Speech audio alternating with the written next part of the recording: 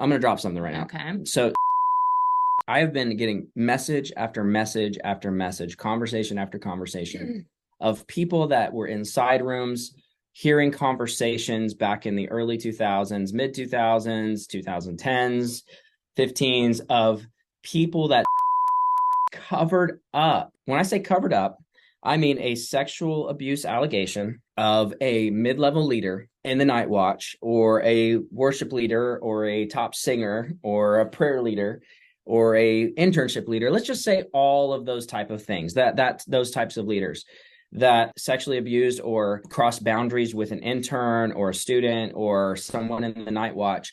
And every single time would cover for the leader, and then the person would get swept under the rug, and then they would end up leaving. Every single time the woman was a internal Jezebel, or had to deal with their, their Jezebelic tendencies, or whatever you want to call it, and the man got to just stay in leadership. And not only that, but there was also on the other side of things, it wasn't always just a woman. There was leader men that did things to other men, younger men, much younger men, and those men got to stay in leadership, and it was all known. It was known by it was known. So this man is really, really good at taking care of these situations. And I understand why Mike would have him in place, because he's really good at covering for these situations. And I don't know when or how. And I just encourage anybody that's listening to this that has gone through those situations to take your story to Boz. Take your stories of what has happened, just like Gracia did, which we've got an episode coming out with her soon. But take your story of this type of situation to Boz, because we need these things to start stacking up. Because at the end of the day, we want, if Mike Bickle did these things, he should not be in leadership. He should not be in ministry. And frankly, if there's people that are standing in front of that, then those people need to be exposed as well. Okay, i.e.,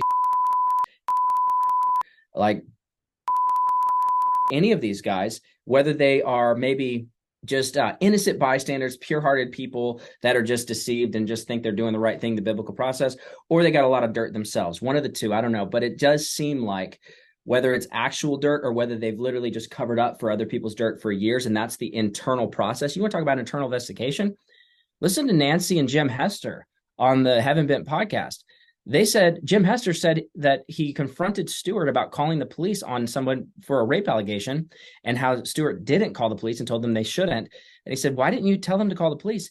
And Stewart's answer was, you've never had a lustful thought before?